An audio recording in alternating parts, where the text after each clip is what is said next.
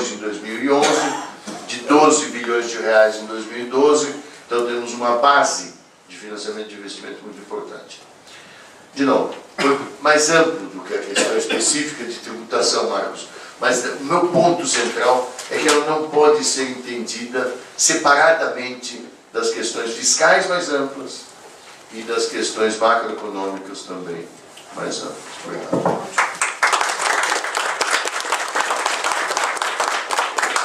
Queria agradecer ao secretário do Cannab. Eu acho que foi uma apresentação muito interessante, exatamente dentro do espírito que está nos reunindo aqui, de abordarmos os grandes temas, não necessariamente com profundidade e com especificidade técnica, mas trazendo a sua experiência, a sua vivência como indicador para que a gente possa depois elaborar alguma coisa mais concreta.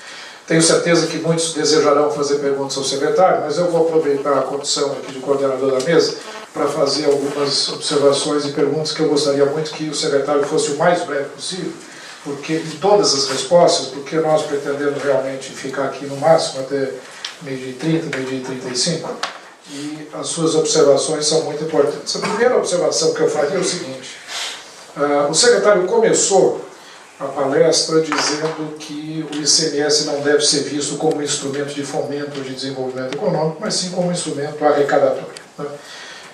E eu acho que essa é uma posição absolutamente pertinente e justificável.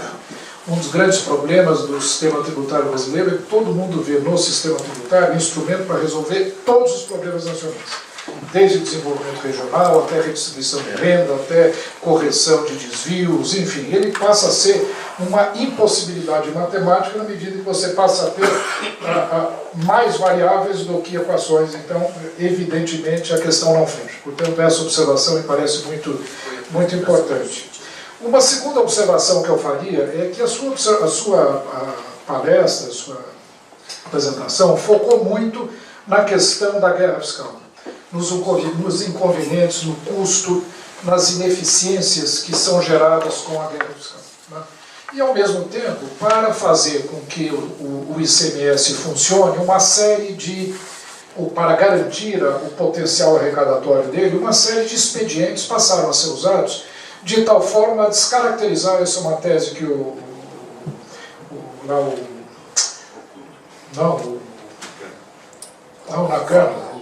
Clóvis Pazzolini vem falando muito, a total descaracterização do ICMS como um imposto sobre valor agregado.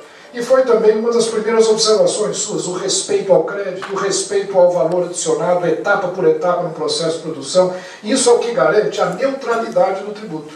E na medida em que se tem substituição tributária, na medida em que se tem ICMS por estimativa, substituição para frente, substituição para trás, vários regimes tributários, essa infinita parafernália de regimes tributários, a neutralidade é perdida, né?